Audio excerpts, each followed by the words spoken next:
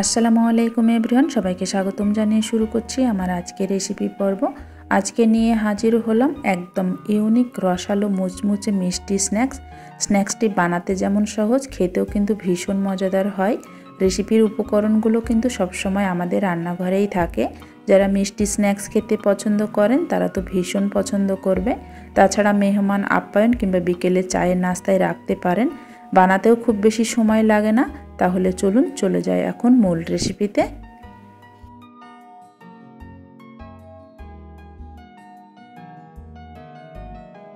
একটা মিক্সিং বোলে নিয়ে নিচ্ছি 1.5 কাপ ময়দা, হাফ চা চামচ বেকিং পাউডার, স্বাদ মতো লবণ, হাফ চা চামচ কালো জিরা, 2 টেবিল চামচ রুম টেম্পারেচারে থাকা বাটারের বদলে এখানে ঘি বা তেলও ব্যবহার করতে পারবেন। এবারে সব উপকরণগুলোকে ময়দার সঙ্গে খুব ভালোভাবে মিশিয়ে নেব। বাটারটা খুব সুন্দরভাবে ময়দার সঙ্গে মিক্স করে নেওয়া হয়ে গেছে। এখন নর্মাল পানি একটু একটু করে দিয়ে একটা শক্ত ডো বানিয়ে নেব।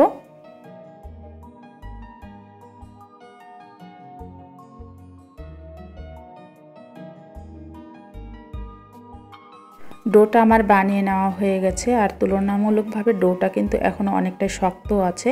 এখন ডোয়ের ওপরে একটু তেল মাখিয়ে এখন এটাকে 10 মিনিটের জন্য রেস্টে রেখে দেব। এর ফাঁকে আমি সেরাটা বানিয়ে নেব। একটা প্যানে দিয়ে দিচ্ছি 1 কাপ চিনি, 1 কাপ পানি, সুন্দর একটা ফ্লেভারের জন্য দিয়ে দিচ্ছি 2টা সাদা এলাচ। এইবার সেরাটাকে 5 মিনিট জাল করে নেব। সেরাটা আমার 5 মিনিট জাল করে নেওয়া হয়ে গেছে। সেরাটা কিন্তু খুব বেশি ঘন বা 1 তার 2 তার না, একটু চিটচিটে হবে।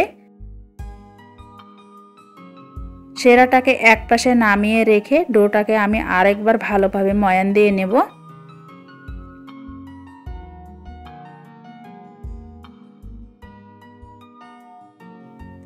এখন ডোটাকে আমি 3 ভাগে ভাগ করে নেব।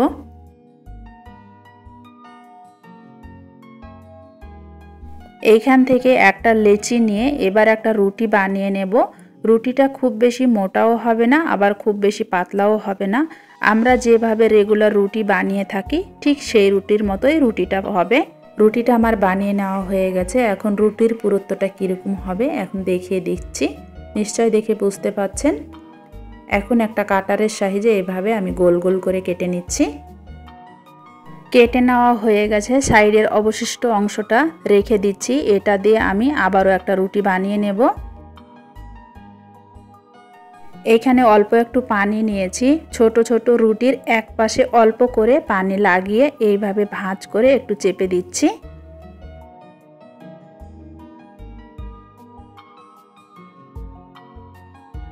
কোণে ভাঁজ করা রুটির মাঝখানে পানি লাগিয়ে একটা রুটির উপরে আরেকটা রুটি দিয়ে নিচ্ছি। চামচের সাহায্যে মাঝখানটা একটু চেপে দিচ্ছি, খুব হালকাভাবে চেপে নিতে হবে, আর 2 সাইডে এভাবে চেপে নিতে হবে। স্ন্যাক্সগুলোকে আমি ফুলের শেপ দিয়ে নেব। ভাজের অংশগুলোতে আমি অল্প অল্প পানি লাগিয়ে এভাবে চেপে দিচ্ছি। একটু ভালোভাবে দেখলে বুঝতে পারবেন আমি কিভাবে ডিজাইনটা করে নিচ্ছি। বোঝার সুবিধার্থে আমি আরও কিছু স্ন্যাক্স বানিয়ে দেখাচ্ছি।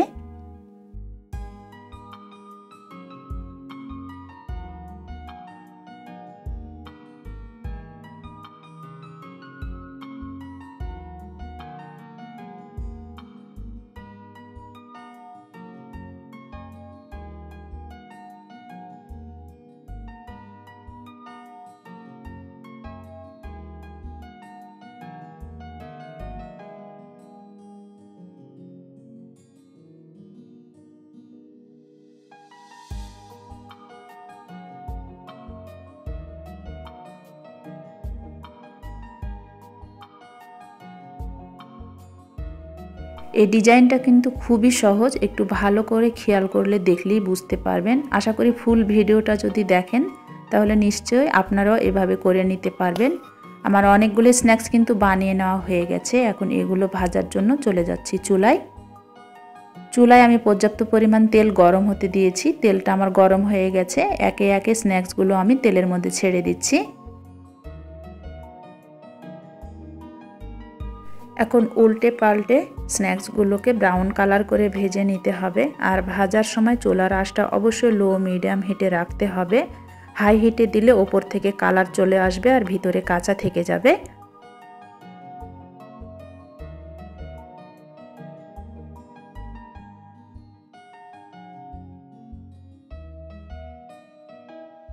স্ন্যাক্সগুলোতে আমার খুব সুন্দর একটা কালার চলে এসেছে। এখন তেল ঝরিয়ে স্ন্যাক্সগুলো উঠিয়ে নিচ্ছি।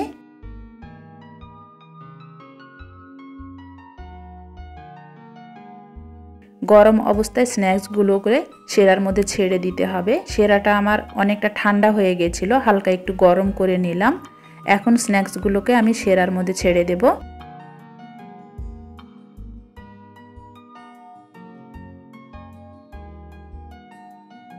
সেরার মধ্যে উল্টে পাল্টে স্ন্যাক্সগুলোকে 5 মিনিটের মতো রেখে উঠিয়ে নিতে হবে। এতে করে খুব সুন্দরভাবে সেরাটা স্ন্যাক্সগুলোর মধ্যে ঢুকে যাবে।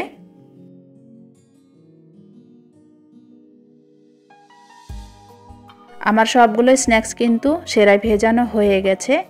উল্টে পাল্টে 5 মিনিটের মতো রেখে এখন এগুলো সেরা থেকে উঠিয়ে নেব। সেরা থেকে উঠিয়ে স্ন্যাক্সগুলোকে এখন আমি সার্ভিং ডিশে সার্ভ করে নিচ্ছি।